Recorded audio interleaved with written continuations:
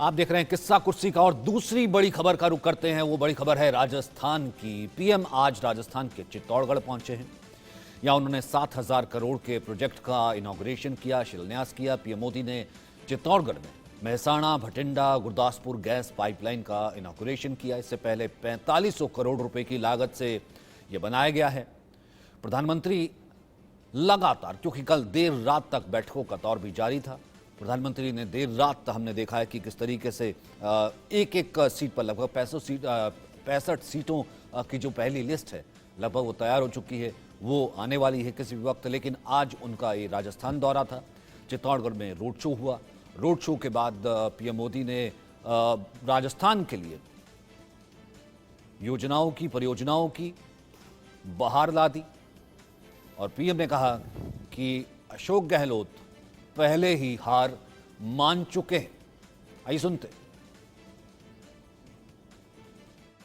राजस्थान कह रहा है, राजस्थान विश्वास से कह रहा है, राजस्थान बड़े भरोसे से कह रहा है, भाजपा आएगी, गुंडागर्दी जाएगी।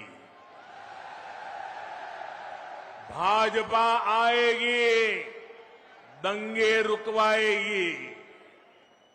भाजपा आएगी, पत्थरबाजी रुकवाएगी। भाजपा आएगी, बेईमानी रुकवाएगी। भाजपा आएगी, महिला सुरक्षा लाएगी। भाजपा आएगी, रोजगार लाएगी। भाजपा आएगी, समृद्ध राजस्थान बनाएगी।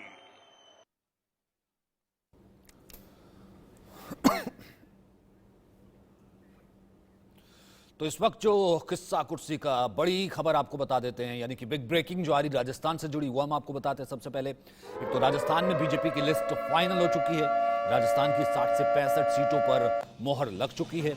उम्मीदवारों के नाम फाइनल हो गए हैं, पीएम को दे दिए गए हैं। राजस्थान में दिग्गजों पर दाव लगा सकती है पार्टी। कई सांसद, मंत्री जो है वो चुनाव लड़ सकते हैं। गहलोत के खिलाफ शेखावत चुनाव लड़ सकते हैं, ऐसा कहा जा रहा है। फिलहाल कल 60 से 65 इन नामों पर चर्चा हुई और अंतिम नाम चर्चा के बाद सौंप दी गए, प्रधानमंत्री को बता दिए गए कि पीएम ने भी ये एक एक उम्मीदवार है जिन पर नाम फाइनल हो गया है और पीएम को ये लिस्ट दिखा दी गई। दो मेरी सहयोगी इस वक्त हमारे साथ मौजूद हैं। इस बड़ी खबर का भी हम रुख करेंगे, राजस्थान क्या कहता है। इससे पहले हमने बिहार का रुख किया था। हमारे साथ है मनु शर्मा और साथ ही साथ मनोज मनु तो है ही हैं। सबसे पहले मनु, मैं आपका रुख करता हूं। मनु शर्मा, कल रात देर रात तक जो है बैठक होती रही, प्रधानमंत्री को वो लिस्ट सौंपी गई। 60 से 65 इसमें कहा गया कि टोटल वो कैंडिडेट्स हैं जो लगभग फाइनल हो चुके हैं। क्या वही फॉर्मूला है जो एमपी की जो दूसरी लिस्ट में लगभग देखा गया, तैयार किया गया, यहां पर जो सामने आने लगा है, सामने आने वाला है? क्या कहते हैं आपके सोर्सेस? बिल्कुल सचिन, जो एमपी के अंदर फार्मूला लगाया गया वही फार्मूला यहाँ भी रख सकते हैं, क्योंकि सीधे तौर पर राजस्थान में आपने जैसा देखा होगा कि इस बार किसी को फेस नहीं रखा गया है। सिर्फ कमल निशान या मोदी का चेहरा, उसी के ऊपर चुनाव होगा। तो ऐसी स्थिति के अंदर अलग अलग क्षेत्र में एक जो छत्रप तैयार हुए हैं, एक जो सेकंड पीढ़ी की जो लोग हैं भारतीय जनता पार्टी में, उनको आगे रखा गया। आप बात करें अगर हाड़ौती की तो वहाँ से ओम बिरला को आगे कर दिया गया है। दूसरी ओर अगर मारवाड़ की बात करें तो गजेंद्र सिंह शेखावत है। शेखावत की बात करें तो अर्जुन मेघवाल है। इसी तरीके से मारवाड़ की बात करें तो गजेंद्र सिंह शेखावत है।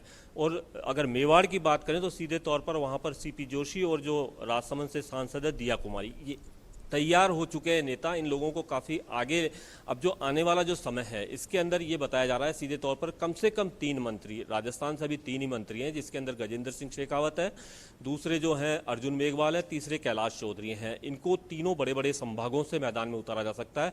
और सबसे बड़ी बात जो निकल करके सामने आ रही है कि इनको दिग्गज नेताओं के सामने उतारा जाए, जिससे कि आने वाले समय में जो चुनावी रणनीति होती है उसके तहत बड़े नेताओं को फंसा करके रखा जाए कि वो अन्य क्षेत्रों के अंदर ज़्यादा प्रचार प्रसार ना कर सके, अपने क्षेत्र के अंदर उलझे रहें। ये तमाम रणनीति जो है भारतीय जनता पार्टी की, उसके ऊपर काम कर रहे हैं। दूसरी ओर जो एक बात साफ तौर पर निकल करके सामने आ गई है कि इस बार जो चुनाव केवल एक कमल के निशान पर और मोदी ये तो के जयपुर की चेहरे रैली पर में हो कहीं रहा ना है। कहीं उसके पीएम ने हिसाब साफ से कर दिया पूर्व था कि और उस वक्त मुख्यमंत्री- जी, वसुंधरा वहां मौजूद थी कि अगर कोई निशान आज है, भी- अगर आज कोई दोबारा चेहरा से है भी तो वो उन्होंने- सिर्फ जो है कमल का निशान है। बहुत बहुत शुक्रिया मनु हमारे साथ जुड़ने के लिए, क्योंकि मुझे एक और राज्य का रुख करना है, वो है मध्य प्रदेश। और मध्य प्रदेश फॉर्मूला जो कि मैंने आपसे पूछा था कि राजस्थान में उसका रुख किया गया, मुझे मध्य प्रदेश का रुख करना है, क्योंकि मध्य प्रदेश में शिवराज सिंह चौहान को अब तक की जो लिस्ट आई है 78 की, वो बता दिया गया, उससे दिखा दिया गया कि भैया आप तो रेस में है नहीं। आप शिवराज सिंह चौहान के बिना, यानी कि बिना चेहरे के एमपी में भी जाएंगे और शिवराज सिंह चौहान का पत्ता कट चुका है। लेकिन अब तक शिवराज सिंह चौहान चुप रहे थे, लेकिन क्या भैया का दर्द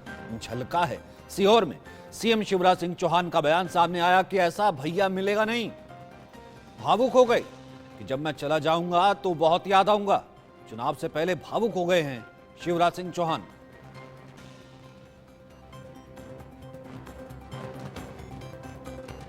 ऐसा भैया मिलेगा नहीं, जब मैं चला जाऊंगा तब याद आऊंगा। मैंने मध्य प्रदेश में राजनीति की परिभाषा बदल दी। हमारे गरीब भाई बहनों, किसान भाई बहनों, आपने बरसों तक देखा कांग्रेस का राज। बताओ कभी जनता की ऐसी चिंता होती थी क्या? बोल के बताओ, होती थी क्या?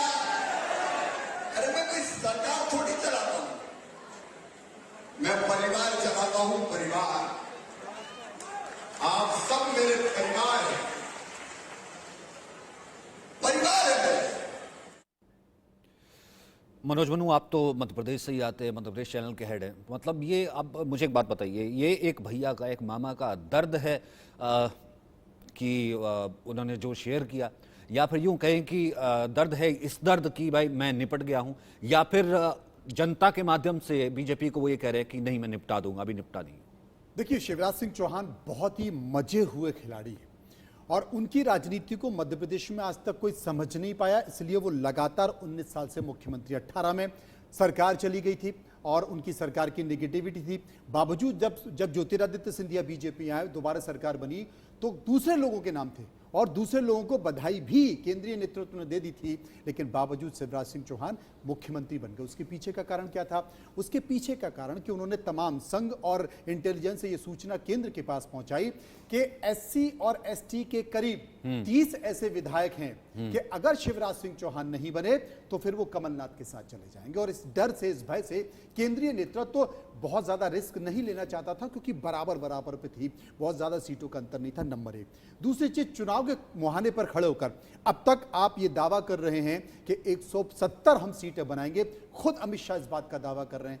आप इस बात का जिक्र क्यों कर रहे हैं कि अगर मैं चला गया तो मैं आपको बहुत याद आऊंगा? इस बात का कारण है क्योंकि केंद्रीय लीडरशिप लगातार ये मैसेज दे रही है कि अब शिवराज सिंह चौहान अगले मुख्यमंत्री नहीं होंगे।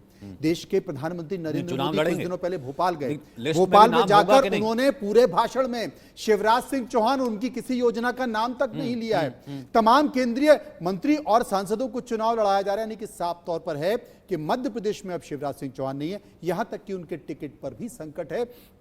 पार्टी ने उनसे कहा है कि अगर आप चुनाव ना लड़ें तो बेहतर होगा, 230 सीटों पर काम करें। एक बात, अब ऐसी स्थिति में क्या किया जाए? ऐसी स्थिति में अब तक शिवराज सिंह चौहान दावा कर रहे थे हम 70 में वापस आ रहे 170 सीटों के साथ, लेकिन अब वो कह रहे हैं कि मैं चला गया तो मैं बहुत याद आऊंगा। भावनात्मक तौर पर इस बात लेकिन मनोज, जनता ने तो नहीं कहा है कि आप चले गए हैं, या जनता ने तो नहीं माना कि आप चले जाएंगे। ये तो पार्टी ने आपको कहा होगा, और वो भी कॉन्फिडेंशियल कहा होगा। अभी तो सिर्फ 78 सीटें आई हैं, जिसमें से सीटों का जो नाम आया, जिसमें अभी आपका नाम नहीं है, दूसरी लिस्ट आनी बाकी। हो सकता है कि जनता को ये लग रहा हो कि आपका नाम आ जाएगा, तो आपने जनता को ये कैसे बता दिया कि मैं चला गया? मतलब ये चला गया वाली बात क्या है कि देखिए, आपको पार्टी ने बता दी और आप जनता को बता रहे हैं कि हाँ भैया मेरे को मेरी पार्टी कह रही कि मैं निपट गया हूं? देखिए, संकेत साफ है। इसके पहले जो रिपोर्ट कार्ड पढ़ी गई थी, अमित शाह ने मध्य प्रदेश सरकार का रिपोर्ट कार्ड पढ़ा। मुख्यमंत्री को पढ़ना था, लेकिन पढ़ कौन रहा था? देश के केंद्रीय मंत्री अमित शाह। संकेत साफ थे। इसके साथ साथ उनसे सवाल पूछा गया कि आपका चेहरा कौन है विधानसभा चुनाव, मुख्यमंत्री कौन होगा? उन्होंने ये कहा कि इस बात की चिंता आप मत कीजिए, ये चिंता हमारी पार्टी करेगी। और अभी शिवराज सिंह चौहान मुख्यमंत्री हैं, आगे मुख्यमंत्री कौन होगा ये पार्टी फैसला करेगी। सिटिंग मुख्यमंत्री 19 साल से कोई व्यक्ति अगर है और उसके बारे में ये कह दिया जाए, संकेत क्या है?